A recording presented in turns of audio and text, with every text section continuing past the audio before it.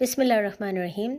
Previous session میں ہم شریعت کی باتیں کر رہے تھے اور اس میں ہم نے یہ نوٹ کیا تھا کہ دو ایسے حکم ہیں جو اللہ بار بار ریپیٹ کرتے ہیں، مختلف انداز سے، مختلف اگزامپلز دیکھ کے، مختلف الفاظوں میں، لیکن مین حکم وہی ہوتا ہے۔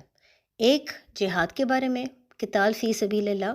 اور دوسرا خرچ کرو، جتنا آپ اللہ کی راہ میں خرچ کر سکتے ہو خرچ کرو۔ اور یہ دو حکم کو بار بار ریپیٹ کرنے میں حکمت یہ تھی کہ اللہ جانتے تھے مسلمان پہلے جاہلیت کے دور میں رہتے ہوئے ان دونوں چیزوں کے عادی نہیں تھے، نہ خرچ کرنے کے عادی تھے، نہ قتال فی سبیل اللہ کے عادی تھے۔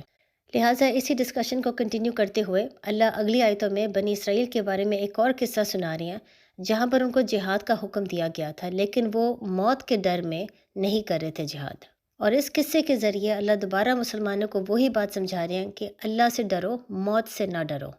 لہٰذا آیت 246 میں اللہ کہہ رہے ہیں، اے حبیب، کیا تم نے بنی اسرائیل کے ایک گروہ کو نہ دیکھا جو موسیٰ علیہ السلام کے بعد تھے، جب انہوں نے اپنے ایک نبی سے کہا کہ ہمارے لیے ایک بادشاہ مقرر کر دیں تاکہ ہم اللہ کی راہ میں لڑیں۔ اس نبی نے فرمایا، کیا ایسا تو نہیں ہوگا کہ اگر تم پر جہاد فرض کیا جائے تو پھر تم جہاد نہ کرو؟ انہوں نے فرمایا، ہمیں کیا ہوا کہ ہم اللہ کی راہ میں نہ لڑیں، حالانکہ ہمیں ہمارے وطن اور ہماری اولاد سے نکال دیا گیا ہے۔ تو پھر جب ان پر جہاد فرض کیا گیا تو ان میں سے تھوڑے سے لوگوں کے علاوہ باقی نے منہ پھیر لیا، اور اللہ ظالموں کو خوب جانتا ہے۔ اب یہاں پر اللہ ہمیں ایک قصے کے بارے میں بتا رہا ہے جو بنی اسرائیل کے ہسٹری میں ہوا تھا، جہاں پر ایک بہت چھوٹی فوج جو اللہ کی راہ میں جنگ لڑ رہی تھی، ایک بہت بڑی فوج کو ہرا دیا صرف اس لیے کیونکہ ان لوگوں میں ایمان تھا اور توکل تھا۔ اب یہ قصہ بنی اسرائیل کے ساتھ ہوا تھا 40 سال صراع میں گزارنے کے بعد، جب وہ پرومس لینڈ یعنی کینان میں داخل ہوئے تھے جوشوا کی مدد سے۔ اب چاہے اس وقت بنی اسرائیل کی بہت بڑی فوج تھی، تقریباً 6 لاکھ سے زیادہ لوگ تھے، بنی اسرائیل بار بار فلسطینیوں سے گھبراتے تھے۔ فلسطین اس وقت وہ لوگ تھے جو کینان سے بالکل ساتھ والی زمین میں رہتے تھے۔ یہ لوگ بت کی پوجا کر رہے تھے، اور جیسے کہ میں نے پہلے بھی فلسطینیوں کا ذکر کیا ہے، یہاں پر فلسطین سے مراد پیلسٹینینز نہیں ہیں، یہ اس وقت ان لوگوں کا ایک نام تھا۔ یہ لوگ بہت بڑی فوج تھی، بہت طاقتور لوگ تھے، اور یہ بار بار بنی اسرائیل کو دھمکی دیتے تھے کہ ہم آپ کے اوپر حملہ کر کے آپ کی زمین چھین لیں گے۔ اب اس وقت بنی اسرائیل کے پاس ایک بہت بڑا تابوت تھا جس کو کہتے تھے آرک آف دا کووننٹ۔ اس تابوت میں تمام موسیٰ علیہ السلام اور ہارون علیہ السلام کی چیزیں تھیں، جیسے کہ موسیٰ علیہ السلام کا عصا اور موسیٰ اور ہارون علیہ السلام کے کپڑے۔ یہ جوئش لٹریچر میں ہمیں یہ چیزیں ملتی ہیں، اور بنی اسرائیل یہ سوچتا تھا کہ اس تابوت میں کیونکہ موسیٰ اور ہارون علیہ السلام کی چیزیں ہیں، اس میں کوئی خاص میجیکل پاورز ہیں، یعنی ان کا ایمان یہ تھا کہ اگر یہ تابوت ان کے پاس ہوگا تو کوئی بھی دشمن ان کو ہرا نہیں سکتا۔ لہٰذا ایک دفعہ جب فلسطینز نے ان کے اوپر حملہ کیا تو بنی اسرائیل وہ تابوت لے کر دشمن کی طرف بھاگے، یہ سوچ کے کہ اللہ کی کوئی خاص رحمت آئے گی اور تمام دشمن خود بخود مر جائیں گے، ان کو لڑنے کی ضرورت ہی نہیں پڑے گی۔ اب ظاہری بات ہے کوئی ایسا جب معجزہ نہیں ہوا تو تمام بنی اسرائیل کی فوج گھبرا گئی، بجائے اس کے کہ وہ کھڑے ہو کے لڑتے، وہ سب کچھ چھوڑ کے زمین سے بھاگے، یعنی اپنا سامان، گھر، اولاد، عورتیں اور اپنا تابوت سب کچھ چھوڑ کے وہ وہاں سے بھاگ گئے۔ لیکن اس میں ہم یہ سوال پوچھ سکتے ہیں کہ یہ وہی بنی اسرائیل کے لوگ تھے جنہوں نے جہاد کر کے لینڈ آف کینان میں داخل ہوئے جوشوا کی مدد سے، یعنی یہ وہ لوگ تھے جو جہاد کرنا چاہتے تھے۔ تو لہٰذا اس زمین میں داخل ہونے کے بعد جب فلسطینز نے ان کے اوپر حملہ کیا تو یہی لوگ اتنے گھبرا کیوں گئے، یہی لوگ جہاد کیوں نہیں کر رہے تھے؟ اس کا ایک جواب یہ ہے کہ جب بنی اسرائیل نے 40 سال صراع میں گزارے تو وہ اس وقت بہت زیادہ اسپریچولی اسٹرانگ ہو گئے تھے، ان میں تقویٰ بھی بہت زیادہ آ گیا تھا، اور اللہ کی راہ میں جہاد کرنے کے لیے وہ تیار ہو گئے تھے۔ لیکن اس کے بعد جب وہ لینڈ آف کینان میں داخل ہو گئے تو وہاں پر دولت اور دنیاوی چیزوں کی محبت ان کے دل میں آنا شروع ہو گئی، اور اس کی وجہ سے وہ اسپریچولی کمزور ہونا شروع ہو گئے۔ ان کا تقویٰ اور توکل لیول اتنا کمزور ہو گیا کہ جب فلسطینز نے ان کے اوپر حملہ کیا تو بجائے اس کے کہ وہ کھڑے رہیں اور اللہ کی راہ میں جہاد کریں، یہ سوچ کے، یہ یقین رکھ کے کہ اللہ ہمارے ساتھ ہے، جیت ہماری ہی ہوگی، وہ گھبرا کے بھاگ گئے۔ یعنی جب وہ صراع میں تھے اور انہوں نے بہت مشکل زندگی دیکھی تھی تب وہ اسپریچولی اسٹرانگ تھے، تقویٰ اور توکل ان کا بہت اسٹرانگ تھا۔ لیکن جب ان کے پاس اپنی زمین آ گئی، جب ان کے پاس عیش اور آرام والی زندگی آ گئی، تب وہ اسپریچولی کمزور ہونا شروع ہو گئے۔ لہٰذا ان کو اسپریچولی دوبارہ مضبوط کرنے کے لیے اللہ نے ان کو ایک پیغمبر بھیجا جس کا نام ہے سیمیول یا شامعیل علیہ السلام۔ جب شمیل علیہ السلام نے ان کو سمجھایا کہ ان کی غلطی کیا ہے، دوبارہ ان کے اندر تقوی اور توکل لیول بڑھانے کی کوشش کی، تو پھر اس وقت شرمندہ ہو کے بنی اسرائیل نے توبہ کیا اور شمیل علیہ السلام کو کہا کہ اب ہم جہاد کرنے کے لیے تیار ہیں، جہاد ہم کریں گے تاکہ ہم واپس اپنی زمین لے سکیں۔ اس پہ پھر شمیل علیہ السلام نے ان سے یہ سوال پوچھا کہ ایسا تو نہیں ہوگا کہ جب جہاد کا حکم آ گیا تو آپ میں سے کئی لوگ اس حکم کو نظر انداز کر دو گے؟ اور انہوں نے اس وقت یہی کہا کہ ہم کیسے کر سکتے ہیں جب ہم اپنے گھر سے، زمین سے، اولاد، بیویاں، سب کچھ سے ہم دور ہو گئے ہیں، ہم لازماً جہاد کریں گے۔ لیکن جیسے اللہ میں آیت میں سمجھا رہے ہیں، جب جہاد کا حکم آ گیا تو بہت سے یہودی ایسے تھے جنہوں نے اس حکم کو نظر انداز کر دیا اور جہاد سے انکار کر دیا۔ پھر آیت 247 میں اللہ کہتے ہیں، اور ان سے ان کے نبی نے فرمایا، بے شک اللہ نے طالوت کو تمہارا بادشاہ مقرر کیا ہے۔ وہ کہنے لگے، اس سے ہمارے اوپر کہاں سے بادشاہی حاصل ہو گئی، حالانکہ ہم تو اس سے زیادہ سلطنت کے مستحق ہیں اور اس سے مال میں بھی وسعت نہیں دی گئی۔ اس نبی نے فرمایا، اسے اللہ نے تم پر چن لیا ہے اور اسے علم اور جسم میں کشادگی زیادہ ہے، اور اللہ جس کو چاہے اپنا ملک دے، اور اللہ وسعت والا، علم والا ہے۔ اب جب اللہ نے آخر کار ان کو جہاد کا حکم دے دیا تو وہ لوگ جو جہاد کرنے کے لیے تیار تھے، انہوں نے اپنے نبی یعنی شمیل علیہ السلام سے کہا کہ اللہ سے کہو ہمارے لیے ایک بادشاہ سلیکٹ کریں اور وہ بادشاہ ہمارا کمانڈر بنے گا، یعنی ہم اس کی ہر بات مانیں گے، اور وہ اس فوج کو لیڈ کر کے واپس لے کر جائے گا کینان میں، جہاں پر ہم فلسطینیوں کے ساتھ جنگ کریں گے۔ جب انہوں نے یہ بات کی تو شمیل علیہ السلام نے ان کو یہ بتا دیا کہ اللہ نے جو آپ کے لیے بادشاہ یا جو کمانڈر ان چیف سلیکٹ کیا ہے وہ ہے طالوت۔ جب بنی اسرائیل نے طالوت کے بارے میں سنا تو انہوں نے یہ اللہ کا حکم ماننے سے انکار کر دیا، کیونکہ طالوت کے پاس بہت زیادہ مال اور دولت نہیں تھی، اور طالوت بنیامین کی اولاد میں سے تھی۔ بنیامین یعقوب علیہ السلام کے 12 بیٹوں میں سے ایک بیٹا تھا ان کا، اور بنیامین کا قبیلہ تمام باقی قبیلوں کی نسبت زیادہ کمزور سمجھا جاتا تھا، لہٰذا بنی اسرائیل کو یہ بات ہضم نہیں ہوئی کہ طالوت ہمارا کنگ کیسے ہو سکتا ہے، وہ ہمارا کمانڈر ان چیف کیسے ہو سکتا ہے، حالانکہ اس کے پاس مال اور دولت بھی نہیں ہے اور وہ سب سے کمزور قبیلے میں سے ہے، اس سے بہتر تو ہم خود ہیں۔ اس وقت بنی اسرائیل کو یہ بات سمجھ نہیں آ رہی تھی کہ چاہے طالوت کے پاس بہت مال اور دولت نہیں ہے، چاہے اس کا قبیلہ بہت کمزور ہے، اس کو اللہ نے علم بہت دی اور طاقت بہت دی ہے، اور ایک جنگ کو لڑنے کے لیے یہی 2 چیزیں آپ کو چاہیے۔ آپ کو مال اور دولت کی ضرورت نہیں ہے، آپ کا سٹیٹس اور آپ کا قبیلہ بھی اس وقت میٹر نہیں کرتا۔ اس وقت جو سب سے زیادہ اہم چیزیں ہیں وہ یہ ہے کہ کیا آپ کا کمانڈر ان چیف میں ہمت اور طاقت ہے، کیا وہ بزدل ہے، اور دوسری بات کیا اس کے پاس اتنا علم ہے کہ وہ جنگ کے دوران اسٹریٹجیز بنا سکے۔ جب آپ نے دشمن کے ساتھ جنگ لڑنی ہوتی ہے، خاص طور پہ جب آپ کو یہ پتہ ہو کہ آپ کی فوج بہت چھوٹی ہے اور دشمن کی فوج بہت بڑی ہے، تو آپ کی اس وقت وار اسٹریٹجیز بہت ضروری ہیں، اور اس کے لیے کمانڈر ان چیف کے پاس علم ہونا چاہیے، اور یہی 2 چیزیں طالوت کے پاس تھیں۔ بلکہ آپ یہ دیکھ سکتے ہیں کہ طالوت کو سلیکٹ کرتے ہوئے اللہ دوبارہ بنی اسرائیل کو ایک امتحان میں ڈال رہے تھے کہ اگر وہ واقعی شرمندہ ہے، اگر وہ واقعی توبہ کر رہے ہیں اور وہ واقعی جہاد کرنے کے لیے سیریس ہیں، تو پھر اللہ جس بادشاہ کو، جس کمانڈر ان چیف کو سلیکٹ کرے گا اس کو قبول کرنا ضروری ہو جاتا ہے۔ اگر انہیں اس جہاد میں کامیاب ہونا ہے تو اللہ پر توکل ہونا بہت ضروری ہے۔ پھر آیت 248 میں اللہ کہتے ہیں، اور پیغمبر نے ان سے کہا کہ اس کی بادشاہی کی نشانی یہ ہے کہ تمہارے پاس ایک صندوق آئے گا جس کو فرشتے اٹھائے ہوئے ہوں گے، اس میں تمہاری پروردگار کی طرف سے تسلیم بخشنے والی چیزیں ہوں گی، اور کچھ اور چیزیں بھی ہوں گی جو موسیٰ اور ہارون چھوڑ گئے تھے۔ اگر تم ایمان رکھتے ہو تو یہ تمہارے لیے ایک بڑی نشانی ہے۔ اب ظاہر ہے جب شمیل علیہ السلام نے بنی اسرائیل کو یہ بتا دیا کہ اللہ نے طالوت کو سلیکٹ کیا ہے، تو حسب عادت بنی اسرائیل نے اس حکم کو ماننے سے انکار کر دیا۔ وہ یہ سمجھ رہے تھے کہ طالوت کو بادشاہ بنانا شمیل علیہ السلام کا اپنا فیصلہ ہے، یہ خدا کا فیصلہ نہیں ہو سکتا، لہٰذا انہوں نے ایک نشانی مانگی، کوئی ایسی نشانی جس پہ ایک چیز واضح ہو جائے کہ یہ واقعی طالوت کو اللہ نے ہی اپوائنٹ کیا ہے۔ لہٰذا پھر اللہ نے ان کو وہ نشانی دی۔ نشانی اللہ نے ان کو پہلے سے بتا دیا یہ ہوگی کہ وہی صندوق واپس ان کے پاس لوٹ کے آئے گا، فرشتے اٹھائے ہوئے ہوں گے، اور اس صندوق یعنی آرک آف دا کووننٹ، اس میں وہی چیزیں ہیں جو موسیٰ اور ہارون علیہ السلام کی تھیں۔ یہاں پر آپ دوبارہ دیکھ سکتے ہیں کہ بنی اسرائیل جب بھی اللہ کے حکم کو ماننے سے انکار کرتے تھے اور کوئی نشانی مانگتے تھے تو اللہ ان کے ڈیمانڈز کے مطابق نشانی دیتے تھے، لیکن نشانی دینے کے بعد جو بھی اللہ کا حکم ماننے سے انکار کرتا تھا اللہ اس پر کوئی بہت بڑی سزا بھیجتے تھے۔ اب جیسے کہ اللہ نے پہلے سے ان کو بتا دیا تھا ایسا ہی ہوا، وہی صندوق واپس بنی اسرائیل کے پاس آ گیا۔ اب وہ کیسے ہوا؟ یہ پورا قصہ بک آف سیموئیل میں لکھا ہوا ہے، اور اس کتاب کے مطابق جب فلسطینز نے بنی اسرائیل کی زمین یعنی کینان پر حملہ کیا، اور بنی اسرائیل نے اس وقت اپنا گھر، اولاد، عورتیں، زمین سب کو چھوڑ کے بھاگے، تو فلسطینیوں نے اس وقت ان کا صندوق یعنی آرک آف دا کووننٹ کو لے کر واپس اپنی زمین پہ چلے گئے۔ جب وہ صندوق واپس لے کر گئے تو ان کو یہ محسوس ہوا کہ بہت سی غلط چیزیں ہونا شروع ہو گئی ہیں۔ پھر ان کے کچھ لوگوں نے یہ کہنا شروع کر دیا کہ یہ آرک آف دا کووننٹ میں کوئی کالا جادو ہے جس کی وجہ سے یہ سب کچھ ہو رہا ہے، یعنی اس صندوق کو بہت دور پھینکنا بہت ضروری ہے۔ لہٰذا انہوں نے یہ فیصلہ کیا کہ صندوق کو ایک بیل گاڑی پر چڑھا دیا، اور پھر یہی سوچا کہ جب بیل بہت دور بھاگے گا تو اس کے ساتھ ساتھ صندوق بھی چلا جائے گا۔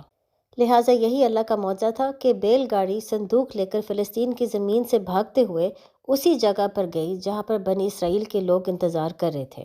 بلکہ یہی وجہ ہے کہ اللہ کہتے ہیں فرشتے اٹھائے ہوئے ہوں گے، یعنی فرشتے بیل کو گائیڈ کر رہے تھے اور اس کو ادھر ہی لے کر جا رہے تھے جہاں پہ بنی اسرائیل کے لوگ تھے۔ یہ معجزہ دیکھ کر بنی اسرائیل کو سمجھ آ گئی کہ واقعی طالوت کو اللہ نے ہی اپوائنٹ کیا ہے کمانڈر ان چیف۔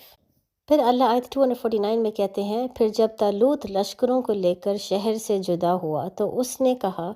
بے شک اللہ تمہیں ایک نہر کے ذریعے آزمانے والا ہے، تو جو اس نہر سے پانی پیے گا وہ میرا نہیں ہے، اور جو نہ پیے گا وہ میرا ہے، سوائے اس کے جو ایک چلو اپنے ہاتھ سے بھر لے۔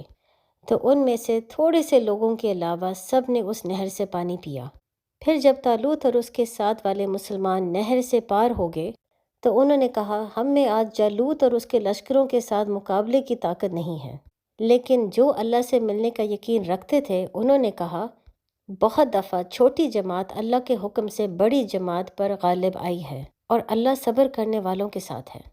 اب جب بنی اسرائیل نے طالوت کو ایکسیپٹ کر لیا تو طالوت نے ایک بہت بڑی فوج اکٹھی کی اور ان کی ٹریننگ شروع کر دی۔ بلکہ طالوت کی بہت بڑی فوج میں ایک بچہ بھی تھا جس کا نام تھا ڈیوڈ یا داؤد علیہ السلام۔ اس وقت داؤد علیہ السلام ایک بچے تھے، وہ نبی نہیں تھے۔ لہٰذا جب فوج اپنی پوری ٹریننگ کر کے اپنی جگہ سے روانہ ہوئی جہاد کرنے کے لیے تو طالوت نے ان کو یہ بات سمجھا دی کہ نہر پہ جا کے اللہ آپ کو لازماً آزمائے گا۔ اب یہاں پر ہم پوچھ سکتے کہ آزمائش کی ضرورت کیا تھی؟ اللہ جانتے تھے کہ یہ فوج کبھی بھی نہیں جیت سکتی جب تک ان کا توکل اللہ پہ نہ ہو اور جب تک وہ اپنے کمانڈر ان چیف کی بات نہ سنیں۔ یعنی جتنی مرضی آپ کی بڑی فوج ہو، اگر لوگوں نے کمانڈر ان چیف کو دل سے قبول نہیں کیا تو جنگ کے دوران بھی وہ کبھی بھی اس کی بات پر عمل نہیں کریں گے، اور ایسی فوج کبھی بھی نہیں جیت سکتی۔ لہٰذا اللہ نے ان کو نہر کے پاس ایک آزمائش میں ڈالا، اور اس سے اللہ یہ دیکھنا چاہ رہے تھے کہ کتنے لوگ ہیں جو واقعی اللہ پر یقین رکھتے ہیں، اور جس کو اللہ نے کمانڈر ان چیف یا بادشاہ مقرر کر دیا ہے اس کی بات واقعی سنیں گے۔ لہٰذا آزمائش یہ تھی کہ جب وہ فوج نہر کو پار کرے گی تو نہر سے کوئی پانی نہیں پی سکتا۔ اگر کسی نے پانی پیا تو وہ طالوت کے فوج میں سے نہیں۔ طالوت کے فوج میں صرف وہ جائیں گے جنہوں نے پانی بالکل نہیں پیا یا صرف مٹھی بھر کے تھوڑا سا پانی لے لیا۔ اب یہ ظاہر ہے ان کے لیے اس لیے بہت بڑی آزمائش تھی کیونکہ جب فوج اپنی جگہ سے نکل کے واپس اپنی زمین کینان کی طرف جا رہی تھی تو ظاہر ہے راستے میں ان کو بھوک اور پیاس تو لگے گی۔ لہٰذا نہر پر آ کر ان کے لیے بہت بڑی آزمائش تھی کہ سب کو پیاس لگی ہوئی تھی لیکن وہ پانی پی نہیں سکتے تھے۔ اسی ذریعے اللہ ان کو یہ سکھا رہے تھے کہ نفس کو قابو میں کرنا کتنا ضروری ہے۔ جس انسان نے اپنا نفس کو قابو کر لیا وہ آگے جا کے جہاد میں لازماً کامیاب ہوگا، اور جس انسان نے اپنا نفس کو قابو نہیں کیا وہ آگے جا کے بھی ہار جائے گا۔ اور یہی چیز اللہ ہمیں اس آیت میں سمجھا رہے ہیں کہ جب اللہ نے ان کو ایسی آزمائش میں ڈالا تو زیادہ تر لوگوں نے پانی پی لیا، یعنی زیادہ تر لوگ اس آزمائش میں ناکام ہو گئے۔ لہٰذا آپ خود ہی سوچ سکتے ہیں کہ چاہے بنی اسرائیل کے لوگ بہت زیادہ تھے، جو فوج گئی تھی جہاد کرنے کے لیے اپنی زمین کو واپس حاصل کرنے کے لیے، وہ ایک بہت چھوٹی فوج تھی۔ پھر آیت 250 میں اللہ کہتے ہیں، پھر جب وہ جالوت اور اس کے لشکروں کے سامنے آئے تو انہوں نے عرض کیا، اے ہمارے رب، ہم پر صبر ڈال دے اور ہمیں ثابت قدمی عطا فرما، اور کافر قوم کے مقابلے میں ہماری مدد فرما۔ تو انہوں نے اللہ کے حکم سے دشمنوں کو بھگا دیا، اور داؤد نے جالوت کو قتل کر دیا، اور اللہ نے اسے سلطنت اور حکمت عطا فرمائی، اور اسے جو چاہا سکھا دیا، اور خدا لوگوں کو ایک دوسرے پر چڑھائی اور حملہ کرنے سے ہٹاتا نہ رہتا تو ملک تباہ ہو جاتا، لیکن خدا اہل عالم پر بڑا مہربان ہے۔ یہ اللہ کی آیتیں ہیں جو اے حبیب ہم آپ کے سامنے حق کے ساتھ پڑھتے ہیں، اور بے شک تم رسولوں میں سے ہو۔ اب جب طالوت اپنی چھوٹی سی فوج کو لے کر اپنی زمین کینان کی طرف پہنچے تو وہاں پر فلسطین کی فوج کھڑی ہوئی تھی۔ ظاہرہ جب کچھ بنی اسرائیل نے دشمنوں کو دیکھا اور ان کا سائز دیکھا تو وہ گھبرا گئے۔ انہوں نے یہی سوچا کہ آج جیت ہماری نہیں ہو سکتی، آج ہم لازماً ہاریں گے۔ یہ بلکہ وہی بات ہے جو اللہ آیت 249 میں بھی بتا رہے تھے کہ جن کا پختہ ایمان تھا وہ دوسروں کو یہ بات یاد کروا رہے تھے کہ صبر کرنے والوں کے ساتھ اللہ ہمیشہ ہوتا ہے۔ ایک چھوٹی فوج کے ذریعے ایک بہت بڑی فوج کو ہرا دینا اللہ کے لیے یہ بہت آسان ہے۔ لہٰذا یہ سن کے یہودیوں نے پھر اللہ سے دعا مانگی کہ اللہ ہمیں صبر بھی دے دے اور ساتھ ہمیں ثابت قدمی عطا فرما، وہی دعا جو اللہ نے آیت 250 میں بتا دیا ہے، اور ان کی ہمت، صبر اور توکل کی وجہ سے وہ جیت گئے۔ بلکہ خاص طور پہ اللہ ذکر کر رہے ہیں کہ وہ جیتے بھی ایسے کہ داؤد علیہ السلام جو اس وقت ایک چھوٹے سے بچے تھے، انہوں نے گولیت یا جالوت جو فلسطین کی فوج کا لیڈر تھا، کمانڈر ان چیف تھا، داؤد علیہ السلام نے ایک پتھر زور سے مارا جو جالوت کی پیشانی پہ لگا اور اسی کے ذریعے وہ فوراً مر گیا۔ جیسے فلسطین کی فوج نے دیکھا کہ ان کا مین لیڈر، کمانڈر ان چیف جالوت مر گیا ہے، وہ باقی سب گھبرا کے بھاگ گئے۔ یہ پورا قصہ بیان کرنے کے بعد اللہ ہمیں اس آیت میں یہ سمجھا رہے ہیں کہ ایسا کیوں ہوتا ہے کہ کبھی ایک گروہ جیت جاتی ہے اور کبھی وہی گروہ بعد میں ہار جاتی ہے۔ اللہ نے یہ نظام کیوں رکھا ہوا ہے؟ یہ کہ اللہ رینڈملی سلیکٹ کر رہے کہ کون جیتے گا کون ہارے گا، یا کہ اس کے پیچھے کوئی حکمت ہے؟ اور یہی بات اللہ ہمیں آیتوں میں سمجھا رہے ہیں کہ جیت اور ہار کے ذریعے اللہ لوگوں کو اکاؤنٹیبلٹی کی طرف لے کر آتا ہے۔ یعنی جو لوگ اللہ کے راستے میں جہاد کرتے ہیں، جب وہ کسی جنگ میں ہار جاتے ہیں، حالانکہ وہ جانتے ہیں کہ اللہ ان کے ساتھ ہے، جب وہ ہار جاتے ہیں تو ان کو یہ سمجھ آتی ہے کہ ہم کوئی نہ کوئی غلط کام کر رہے ہیں، ہم کہیں نہ کہیں اسلام کے راستے سے ہٹ کے ہیں۔ یہی وجہ ہے کہ جو دشمن ہیں، جو بتوں کی پوجا کرتے ہیں، اللہ نے ان کو جیت دے دی ہے اور ہم ہار گئے ہیں۔ اسی ذریعے وہ پھر اکاؤنٹیبلٹی ان کے اندر آتی ہے، وہ پھر غور و فکر کرتے ہیں، اپنے آپ کو ٹھیک کرنے کی کوشش کرتے ہیں، اپنے آپ کو اسپریچولی اسٹرینتھن کرنے کی کوشش کرتے ہیں، اور پھر جب وہ جہاد کرتے ہیں اس وقت پھر لازماً جیت انہی کی ہوتی ہے۔ یہی اللہ ہمیں بتا رہے ہیں کہ اگر اللہ یہ نظام نہ رکھے تو پوری دنیا میں کرپشن اور فساد پھیل جائے۔ یعنی اگر اللہ صرف مسلمانوں کو ہمیشہ جیت دے دے تو کیونکہ ہم جانتے ہیں کہ مسلمان بھی جب دنیا سے محبت کرنا شروع ہو جاتے ہیں تو وہ اللہ کے راستے سے ہٹ جاتے ہیں، وہ بلکہ منافقین کے راستے پہ چلنا شروع ہو جاتے ہیں اور ان کو احساس بھی نہیں ہوتا۔ اگر اس وقت وہ اپنے آپ کو ٹھیک نہیں کریں گے، اگر وہ اس وقت غور و فکر کر کے توبہ نہیں کریں گے، پھر آہستہ آہستہ پوری دنیا میں اسلام کا نظام ختم ہو جائے گا۔ جو لوگ اپنے آپ کو مسلمان کہتے ہیں وہ اصل میں مسلمان نہیں ہوں گے، اور جس دین کو وہ قائم کرنے کی کوشش کر رہی ہیں وہ اللہ کا دین اسلام نہیں ہوگا۔ بلکہ اس سے آپ ایک اور خوبصورت چیز سیکھ سکتے ہیں، یہ قصہ بیان کر کے طالوت اور جالوت کے بارے میں، اور اس سے پچھلے سیشن میں ہم نے جو قصہ ایزکیل علیہ السلام کا دیکھا تھا، جس میں بہت سے یہودیوں کو اللہ نے یہ حکم دیا تھا کہ اگر ملک میں طاعون پھیل چکا ہے تو آپ ملک سے نہیں بھاگ سکتے، لیکن انہوں نے اللہ کے حکم کو نظر انداز کر دیا موت کے ڈر کی وجہ سے۔ یہ دونوں قصے جو اللہ بیان کر رہی ہیں، یہ مسلمانوں کو اللہ سمجھا رہی ہیں جنگ بدر سے پہلے۔ اللہ جانتے تھے کہ ابھی جنگ بدر ہوگا، اور وہ مسلمانوں کے لیے سب سے پہلا اور سب سے مشکل جنگ ہوگی جو مسلمان اور قریش کے بیچ میں ہوگی۔ تو کیونکہ بنی اسرائیل کے ان دو قصوں میں اللہ بار بار یہی بات سمجھا رہے ہیں کہ موت سے نہ گھبراؤ، موت نے اگر آنا ہے تو آپ موت سے بھاگ نہیں سکتے، بلکہ اس سے بہتر یہ ہے کہ اللہ کے حکم کو مانو۔ جو اللہ کے حکم کو ماننے کا جیت ہمیشہ اسی کی ہوگی۔ ان قصوں کے ذریعے اللہ مسلمانوں کو یہ بار بار سبق سکھا رہے تھے، کیونکہ وہ جانتے تھے کہ جب بدر ہوگا تو بہت سے مسلمان گھبرا جائیں گے اس وقت، بلکہ جب وہ یہ قصے یاد کریں گے تو ان کے اندر ہمت اور طاقت دوبارہ آئے گی۔ بلکہ آپ جنگ بدر اور جالوت اور طالوت کا جو جنگ ہوا تھا اس میں آپ بہت زیادہ سملیرٹیز دیکھ سکتے ہیں۔ پہلی تو یہ بات ہے، ہمیں طالوت جالوت کے جنگ میں یہ پتہ ہے کہ بہت سے بنی اسرائیل تھے جو جنگ لڑنے کے لیے تیار نہیں تھے، وہ موت سے گھبراتے تھے۔ وہ اللہ کا حکم ماننے کے لیے تیار تھے جب اللہ کا حکم بہت آسان ہوتا تھا، لیکن جب جہاد کا حکم آتا تھا تو وہ اس چیز کے لیے تیار نہیں تھے، ان کا ایمان کمزور تھا۔ اسی طرح ہم جانتے ہیں کہ بہت سے مسلمان تھے مدینہ میں جن کا ایمان کمزور تھا، وہ اسلام اور اللہ کے حکم ماننے کے لیے تیار تھے جب حکم آسان تھے۔ جب مشکل حکم آ گیا یعنی جہاد، پھر بہت سے مسلمان تھے جو گھبرانا شروع ہو گئے، بالکل ایسے ہی جیسے بنی اسرائیل کے لوگ گھبراتے تھے۔ دوسرا، آپ ان دونوں میں یہ سملیرٹی دیکھ سکتے ہیں کہ کیونکہ بنی اسرائیل کو بھی موت سے بہت زیادہ ڈر تھا، اور اس ڈر کی وجہ سے وہ اپنی قوم، اپنے لوگوں کو چھوڑ کے بھاگ کے، اللہ نے ان کو ایک نبی بھیجا، سمیول یا شمیل علیہ السلام، جو اپنے باتوں کے ذریعے ان کو دوبارہ اسپریچولی اسٹرانگ کر رہے تھے، دوبارہ ان کے اندر تقویٰ اور توکل ڈال رہے تھے تاکہ ان کو احساس ہو اپنی غلطی کا اور وہ توبہ کر لیں۔ اسی طرح جنگ بدر سے پہلے آپ دیکھ سکتے ہیں کہ اللہ یہ جو تمام آیتیں بھیج رہے ہیں نبی محمد صلی اللہ علیہ وآلہ وسلم کے ذریعے، وہ اسی لیے بھیج رہی ہیں مسلمانوں کو اسپریچولی اسٹرانگ کرنے کے لیے، ان کا تقوی اور ان کا توکل بڑھانے کے لیے۔ یہی وجہ ہے کہ آپ ان آیتوں میں دیکھ سکتے ہیں کہ اللہ بار بار جہاد کا ذکر کر رہے ہیں، اللہ کی راہ میں خرچ کرنے کا ذکر کر رہے ہیں، جالوت اور طالوت کا ذکر کر رہے ہیں، تاکہ مسلمانوں کو یقین آ جائے کہ جیت اور کامیابی صرف اللہ کے ہاتھ میں ہے۔ تیسری سملیرٹی آپ یہ دیکھ سکتے ہیں کہ جب اللہ نے طالوت کو بادشاہ بنا دیا تو بنی اسرائیل نے اس چیز کو ماننے سے انکار کیا اور یہ حکم کیا کہ اللہ کوئی نشانی دکھائے۔ اسی طرح جب آپ آگے جا کے جنگ بدر کا قصہ پڑھیں گے تو آپ اس میں یہ بھی دیکھ سکتے ہیں کہ کئی مسلمان تھے جن کا ایمان کمزور تھا۔ جب جنگ بدر کا ٹائم آیا تو بہت سے مسلمان تھے جو گھبرائے ہوئے تھے اور وہ یہ سوچ رہے تھے کہ نبی کا یہ فیصلہ کہ بدر میں جنگ ہونی چاہیے، یہ فیصلہ غلط ہے۔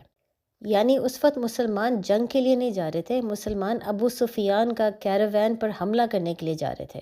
لیکن بعد میں کیونکہ ابو سفیان نے اپنے کیراوین کا راستہ بدل دیا تھا اور ساتھ ہی نبی کو یہ خبر ہو گئی تھی کہ قریش کا لشکر آ رہا ہے مدینہ کی طرف مسلمانوں کے ساتھ لڑنے کے لیے، لہٰذا نبی نے اس وقت فیصلہ یہ کیا کہ بدر پہ جا کے قریش کے ساتھ لڑنا بہت ضروری ہے۔ تو بہت سے مسلمان اس چیز کے لیے تیار نہیں تھے کیونکہ وہ جانتے تھے ان کی فوج بہت چھوٹی ہے۔ وہ جب گھر سے نکلے تھے تو وہ ابو سفیان کا کیراوین پر حملہ کرنے کے لیے اس نیت سے نکلے تھے۔ قریش کے ساتھ لڑنا جو اس وقت عرب میں سب سے بڑی اور سب سے طاقتور فوج تھی، اس سے لڑنے کی نیت سے نہیں نکلے۔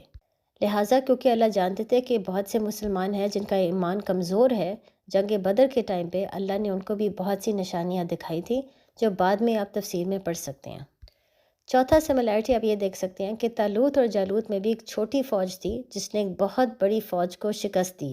اور وہ شکست بھی جو انہوں نے دی ایک معجزہ کے ذریعے دیا۔ یعنی ہم نے یہ دیکھا کہ ایک چھوٹا بچہ داؤد علیہ السلام نے ایک پتھر کے ذریعے ایک بہت بڑا جائنٹ جالوت کو مار دیا، بلکہ اس وقت جالوت کو مارنا اس لیے ناممکن تھا لوگوں کے لیے کیونکہ ایک تو وہ بہت بڑا تھا اور دوسرا اوپر سے نیچے تک اس نے ہمیشہ آرمر پہنا ہوتا تھا، اور آرمر پہننے کی وجہ سے اس کا پورا جسم کورڈ تھا، بلکہ صرف ایک حصہ تھا جس پہ آرمر نہیں تھا، اور وہ تھا اس کی 2 آنکھیں، اور 2 آنکھوں کے بیچ میں جو جگہ ہے وہاں پر آرمر نہیں ہوتا تھا۔ لہٰذا داؤد علیہ السلام نے اس جگہ پر اتنی زور سے پتھر مارا کہ اس کی وجہ سے وہ فوراً مر گیا۔ لہٰذا یہ ایک معجزہ تھا۔ اور اسی طرح آپ دیکھ سکتے ہیں کہ جنگ بدر میں جو جیت ہوئی تھی مسلمانوں کی، ایک چھوٹی فوج نے ایک بہت بڑی فوج کو شکست دی ایک معجزے کے ذریعے، اور اس میں معجزہ کیا تھا کہ فرشتے بھی نیچے آئے تھے اور انہوں نے پھر مسلمانوں کے ساتھ لڑ کے قریش کی فوج کو شکست دی۔ بلکہ یہی وجہ ہے کہ جنگ بدر مسلمانوں کے لیے فرقان بن گیا، اور طالوت جالوت کی جو جنگ ہوئی تھی وہ بنی اسرائیل کے لیے فرقان بن گیا۔ اب اس کے بعد یہ تمام قصے بیان کرنے کے بعد اللہ ہمیں بتا رہے کہ داؤد علیہ السلام جو اس وقت بچے تھے وہ بعد میں بڑے ہو کے وہ بھی بادشاہ بنے اور وہ بھی ایک نبی بنے۔ لہٰذا اللہ مسلمانوں کو یہ بات سمجھا رہے ہیں آیت 252 میں کہ بالکل ایسے ہی جیسے شمیل علیہ السلام اور داؤد علیہ السلام ایک نبی تھے جو اللہ نے بنی اسرائیل کی طرف بھیجے تاکہ ان کا تقوی اور توکل بہت مضبوط ہو جائے، اسی طرح اللہ نے مسلمانوں کے پاس ایک نبی بھیجا ہے محمد صلی اللہ علیہ وآلہ وسلم، وہ بھی اپنے پیغام کے ذریعے مسلمانوں میں تقوی اور توکل بڑھانے کی کوشش کر رہے ہیں۔ لہٰذا اس کے ذریعے اللہ مسلمانوں کو سمجھا رہے ہیں کہ ان کے لیے بہت ضروری ہے کہ وہ اپنے نبی کو فالو کریں اور اس پہ ٹرسٹ رکھیں، اور ساتھ ہی ان آیتوں کے ذریعے اللہ یہودیوں کو یہ بات سمجھا رہے ہیں جو مدینہ میں تھے کہ اب ان کو سچ قبول کرنا چاہیے۔ یعنی طالوت جالوت کا قصہ سنا کے اللہ یہودیوں کو یاد کروا رہے تھے کہ وہ بھی ان کے لیے فرقان کا دن تھا، وہ بھی اس بات کو سمجھ سکتے ہیں کہ جو بھی اللہ نبی بھیجتا ہے اللہ ہمیشہ اس نبی کے ساتھ ہے، جو لوگ اس نبی کو فالو کریں گے انہی کی ہمیشہ جیت ہوگی۔ تو جب یہودی اس بات کو جانتے ہیں تو وہ یہ بھی جان لے کہ نبی محمد صلی اللہ علیہ وآلہ وسلم کی لازماً جیت ہوگی، اسلام کو وہ ختم نہیں کر سکتے، اور آخر کار جو مرضی ہو جائے حکومت مسلمانوں کی ہوگی۔ لہٰذا ابھی بھی یہودیوں کے پاس ٹائم ہے کہ وہ صحیح فیصلہ کرے کہ وہ کس کا ساتھ دینا چاہتے ہیں۔ پھر آیت 253 میں اللہ کہہ رہے ہیں، یہ رسول ہیں، ہم نے ان میں ایک کو دوسرے پر فضیلت عطا فرمائی، ان میں کسی سے اللہ نے کلام فرمایا، اور کوئی وہ ہے جس سے سب پر درج و بلندی عطا فرمائی، اور ہم نے مریم کے بیٹے عیسیٰ کو کھلی نشانیاں دی اور پاکیزہ روح یعنی جبریل علیہ السلام جنہوں نے اس کی مدد کی، اور اگر اللہ چاہتا تو ان کے بعد والے آپس میں نہ لڑتے جبکہ ان کے پاس کھلی نشانیاں آ چکی تھیں، لیکن انہوں نے آپس میں اختلاف کیا تو ان میں سے کوئی مومن رہا اور کوئی کافر ہو گیا، اور اگر اللہ چاہتا تو وہ نہ لڑتے مگر اللہ جو چاہتا ہے کرتا ہے۔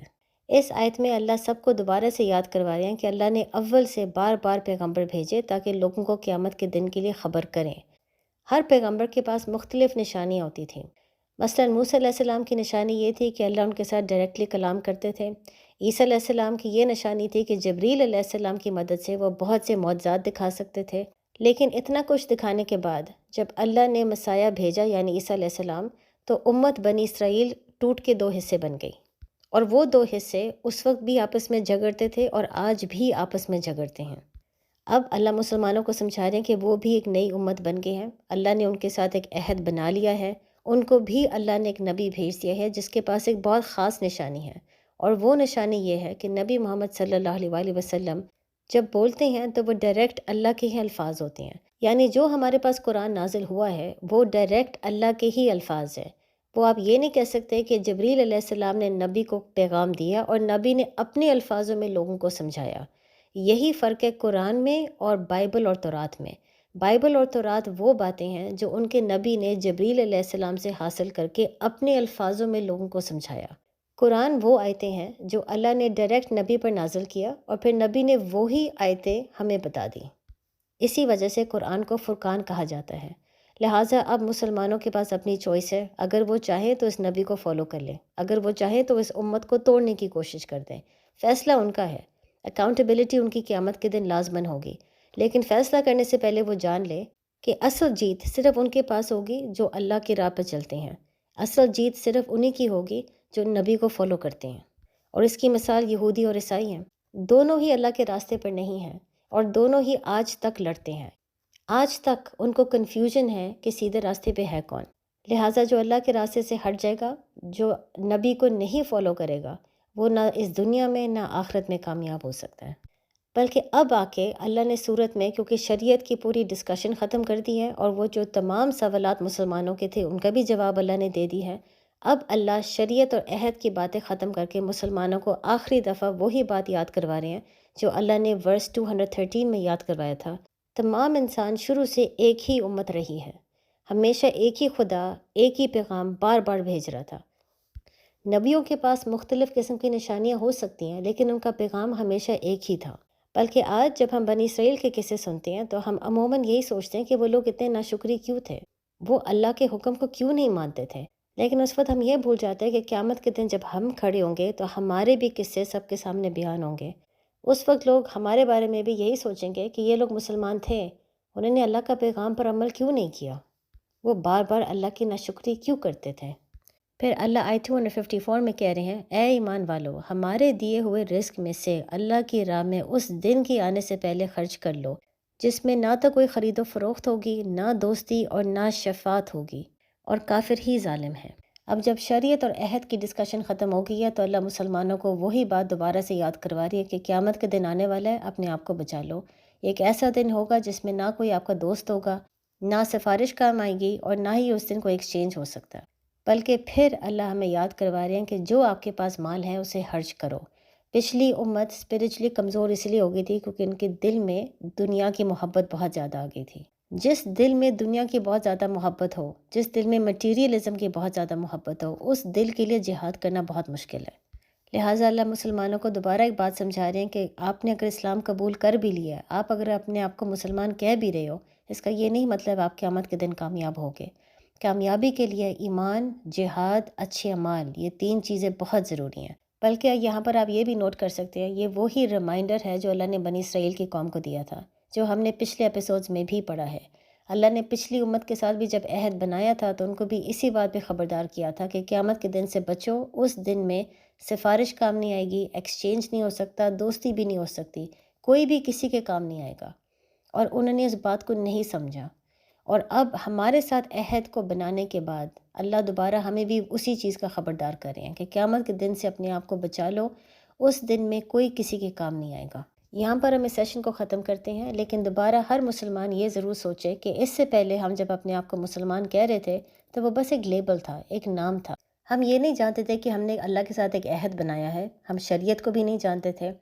اب کیونکہ ہم سب نے عہد کو پڑھ لیا ہے، شریعت کو بھی پڑھ لیا ہے، اب ہمارے اوپر واضح ہو گیا کہ ہم فیصلہ کریں ہم نے واقعی اسلام میں داخل ہونا ہے یا نہیں۔ خالی اپنے آپ کو مسلمان کہنے سے ہم جنت میں نہیں جا سکتے۔ اگر آج ہم بنی اسرائیل کے قصے سن کے یہی سوچتے ہیں کہ وہ لوگ اتنی ناشکری کیوں کرتے تھے، تو یہ مت بھولیں کہ قیامت کے دن ہمارے بھی قصے تمام لوگوں کے سامنے کھل جائیں گے، اس وقت لوگ بھی ہمارے بارے میں یہی سوچیں گے۔